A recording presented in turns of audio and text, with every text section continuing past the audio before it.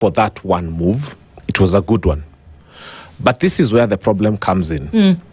Have you ever heard the saying that a chicken thief will get caught faster than a guy who stole 5, 10, 7 billion? That's exactly what's happening.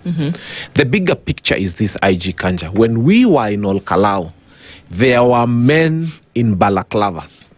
They were carrying guns. Their faces were covered. They were parking their vehicles at the county commissioner's residence and county commissioner's office. They were speaking with MP Kawanjiko. They were seen on TV. They were speaking with some of the cabinet secretaries that work in this administration. IG Kanja, with the same zeal, with the same energy, please, I want you to declare here on national TV and to say that all those men who were in balaclavas, ama useme nani ashikwe, the county commissioner should be in a police cell, atoe mshipi na atoe kiatu, aanze ku explain these men who were parking vehicles in his compound, who are they? So what we are saying is that there is sometimes selective application of justice. So that if there is a constable or a corporal or maybe a sergeant who's made a mistake in a police cell, he's interdicted very fast. And don't get me wrong, I am not saying they should not be interdicted. What I am saying is, with the same zeal that these people have been stopped, that these people or investigations have been opened against them, can't we now deal with those same thugs who are doing these atrocious things to us? So that is what I would want IG Kanja to do. Secondly, IG Kanja, I first start by thanking you for what you've done. Then I want to remind you of that conversation that has been going around in this nation of officers commanding stations, very many of them coming from one community.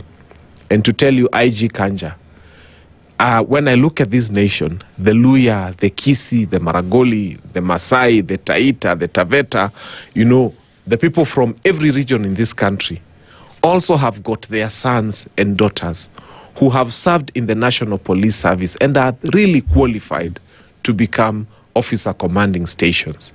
And we request that you start now cleaning up the police force to make it have a national look.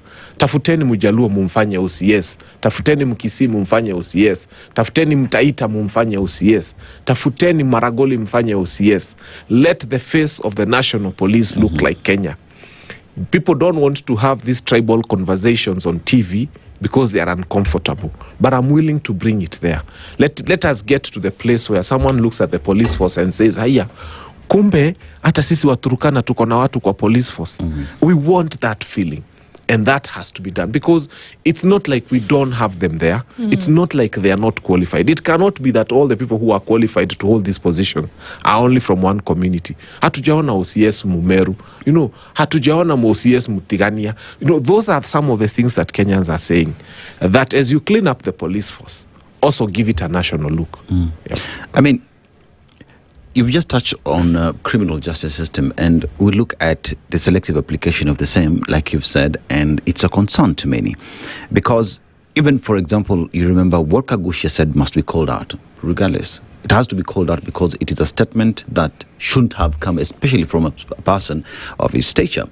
But you equally have to look at what others have said and how they have been treated. You know, Opondo Kaluma, what did he say the other day? Nothing has happened to him. Listen to what many other MPs are saying out here. And NCS is not moving, and police is not moving. And Kagusha was sent to 80 police officers to be arrested.